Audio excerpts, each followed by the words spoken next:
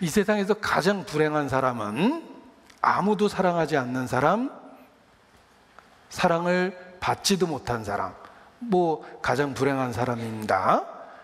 우리는 가장 행복한 사람이 될 수밖에 없습니다. 왜냐하면 하나님하고의 운명 공동체가 되었기 때문에 그렇습니다.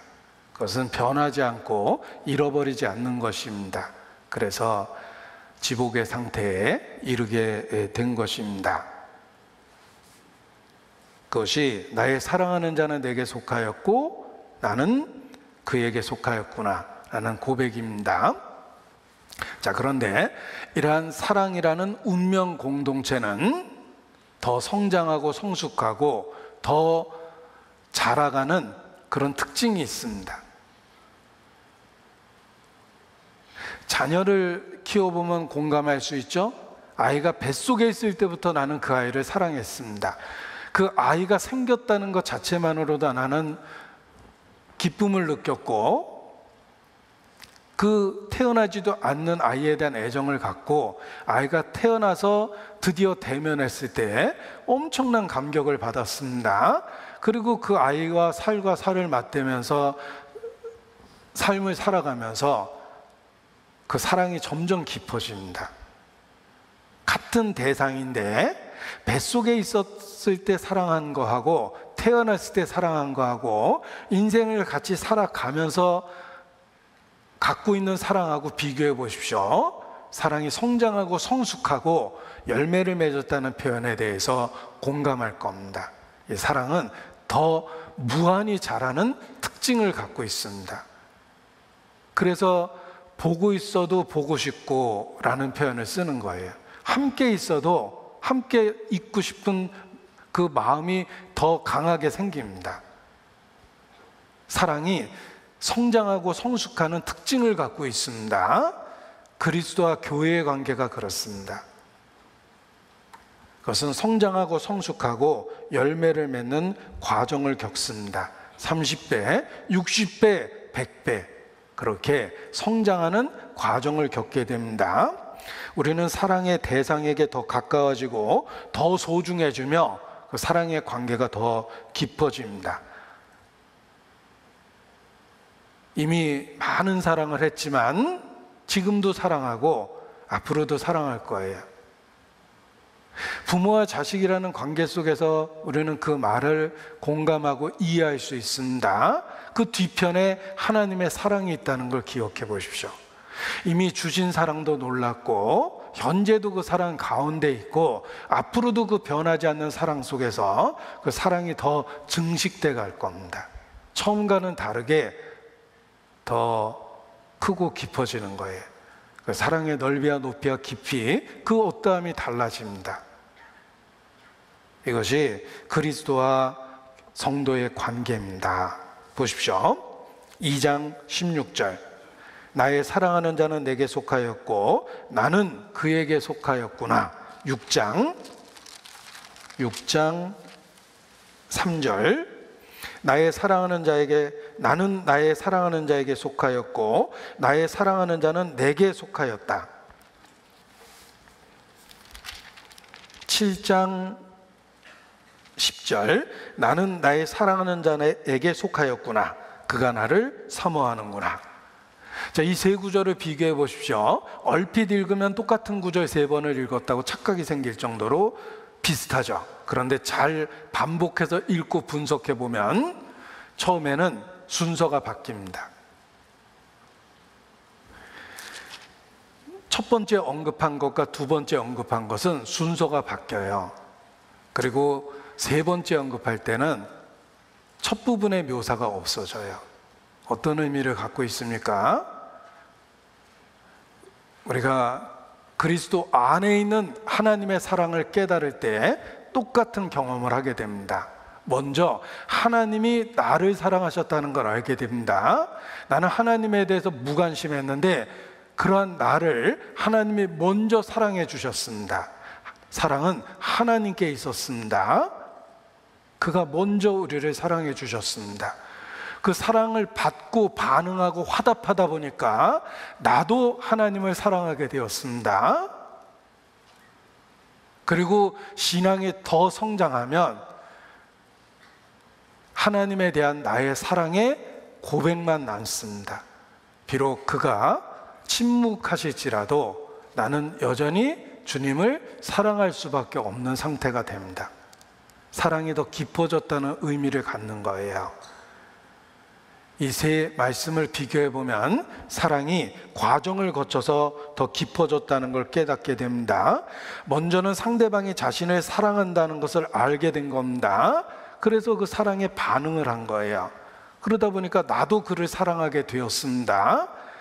먼저 사랑을 주니까 나도 사랑으로 반응을 한 겁니다. 그리고 사랑이 깊어지니까 상대방이 어떠하든 간에 나는 아무튼 사랑합니다. 상대방을 이렇게 고백하게 되는 거예요. 우리 자녀에 대해서도 그렇습니다. 자녀가 혹 나한테 상처를 주고 침묵한다 하더라도 내가 아비니까, 내가 어머니니까 아무튼 나는 철없는 내 아이, 내 사랑에 대해서 반응조차 못하는 아이일지라도 그냥 아이를 사랑하고 사랑하다 가야 되겠다, 그런 생각이 듭니다. 이 사랑의 깊이가 달라졌다는 걸 우리에게 보여주는 것입니다. 우리의 신앙도 처음에는 먼저 주신 사랑에 대한 화답입니다. 하나님이 나를 엄청나게 사랑하셨는데 나는 거기에 수용, 단지 받아들인 거예요. 화답한 것, 반응하고 화답한 것 뿐입니다. 그런데 그리스도를 알아가면 알아갈수록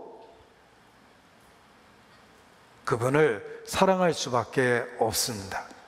내가 나를 사랑하느냐? 예수께서 물으셨을 때 베드로의 고백처럼 내가 주를 사랑하는 줄 주께서 아시나이다. 점점 사랑이 깊어지는 것을 우리에게 보여주고 있는 것입니다. 우리가 사랑함은 그가 먼저 우리를 사랑하셨습니다. 사랑은 여기 있으니 우리가 하나님을 사랑한 것이 아니요 오직 하나님이 우리를 사랑하사 우리 죄를 위하여 화목제로 그 아들을 보내셨습니다. 하나님의 사랑이 우리에게 이렇게 나타난 바 되었으니 하나님이 자기의 독생자를 세상에 보내심은 저로 말미암아 우리를 살리려 하심이니라. 우리는 먼저 주신 사랑을 발견했고 그 사랑을 수용했습니다. 단지 받아들였어요. 그리고 하나님의 사랑을 받아들이고 하나님하고의 관계가 생겼는데 그분을 알면 알수록 내가 사랑할 수밖에 없는 분이십니다. 내가 사랑하는 건 당연한 거예요. 그분이 침묵한다 하더라도 그래도 우리는 사랑할 수밖에 없습니다. 하나님이 어떤 분인지를 알게 되었기 때문에 그렇습니다. 그래서 이 아가서에 있는 그 사랑의 발전 단계가 이 성도의 신앙생활 가운데 그대로 재현되는 것입니다. 그런데 이와 같이 사랑이 성장하고 성숙하고 확장하고 열매를 맺는 이유가 있습니다. 성령이 오셔서 그래요. 성령은 하나님의 은밀한 것을 우리에게 계시하십니다. 하나님의 마음을 우리에게 그대로 계시합니다. 성령이 오셔서 사랑이 깊어지는 거예요. 이것은 단지 복음에 대해서 수용, 반응하는 것만이 아닙니다. 성령이 오심으로 그 사랑이 어떠한지를 알게 된 거예요. 그래서 사랑이 성장하고 성숙하고 확장하고 깊어지는 겁니다. 주께로 더 가까이. 성령이 그러한 역사를 하십니다. 처음 구원받을 때 하고 정상적으로 신앙생활하고 시간 속에서 어떤 변화를 겪습니까? 내 구주를 더욱 사랑. 이전보다 더 사랑합니다. 그게 마땅한 겁니다. 성령이 오셔서 사랑을 확장시킨 거예요. 성령의 열매, 9가지 열매가 있습니다. 성령의 열매는 사랑과, 첫 번째가 사랑입니다. 희락과 기쁨과 즐거움입니다. 사랑과 희락과 화평과 오래 참음과 자비와 양성과 충성과 온유와 절제니 이 같은 것을 금지할 법이 없느니라. 성령의 9가지 열매라고 우리 암송도 하죠. 성령의 9가지 열매의 첫 번째는 사랑과 희락입니다. 성령이 오시면 하나님의 사랑을 부어주십니다. 그리고 그 결과가 기쁨과 즐거움이에요. 우리는 변치 않는 사랑을 받고 있기 때문에 항상 기뻐할 그럴 만한 이유가 있는 겁니다. 내 육체가 병들고 늙고 아무 상관이 없습니다. 변하지 않는 사랑을 받기 때문에 기쁨을 누릴 수 있는 거예요. 부할 때나 가난할 때나 건강할 때나 병들 때나 아무 상관없습니다. 병들고 가난하면 삶이 고단하고 힘들죠. 그래도 희락은 변하지 않습니다. 왜냐하면 그 희락이 사랑에서 출발한 거기 때문에 그렇습니다.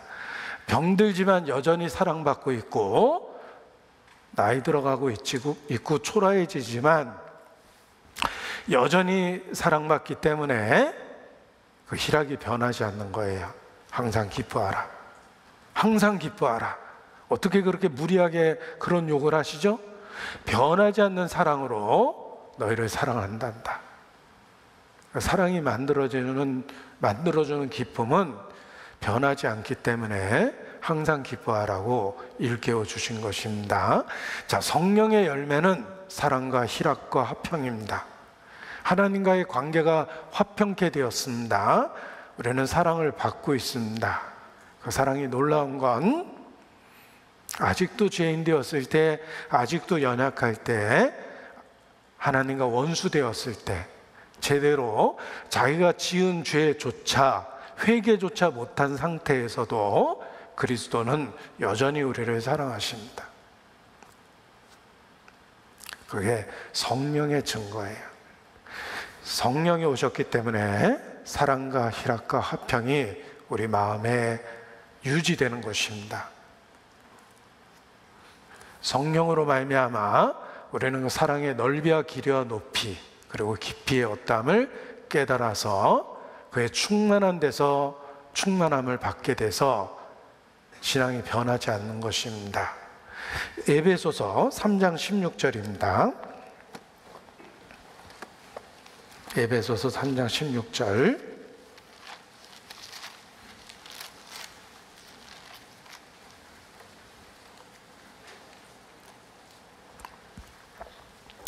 제가 읽어드리겠습니다. 에베소서 3장 16절.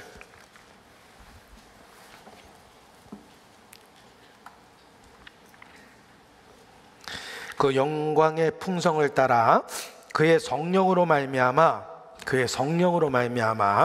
너희 속사람을 능력으로 강건하게 하옵시며 믿음으로 말미암아 그리스도께서 너희 마음에 계시게 하옵시고 너희가 사랑 가운데서 뿌리가 박히고 터가 굳어져서 능히 모든 성도와 함께 지식에 넘치는 그리스도의 사랑을 알아 그 넓이와 길이와 높이와 깊이가 어떠함을 깨달아 하나님의 모든 충만하신 것으로 너희의 충만하게 하시기를 구하노라. 자, 우리가 충만해야 되죠. 어떻게 충만하냐면 하나님으로부터 공급을 받아야 돼요. 만물의 공급자이십니다.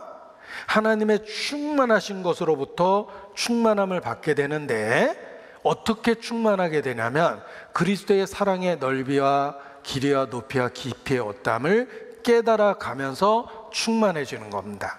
그런데 그 사랑은 뿌리가 박히고 터가 굳어지는 것입니다. 점점 더 견고해지는 사랑이에요. 왜냐하면 시작 부분에 있었습니다. 16절. 그의 성령으로 말미암아. 성령과 사랑이라는 말과 연결시켜 보십시오. 그의 성령으로 말미암아 너희가 사랑 가운데 뿌리가 박히고 터가 굳어져서 그리스도의 사랑의 넓이와 길이와 높이와 그 깊이의 어떠함을 깨달아 충만한 것으로 충만하게 됩니다.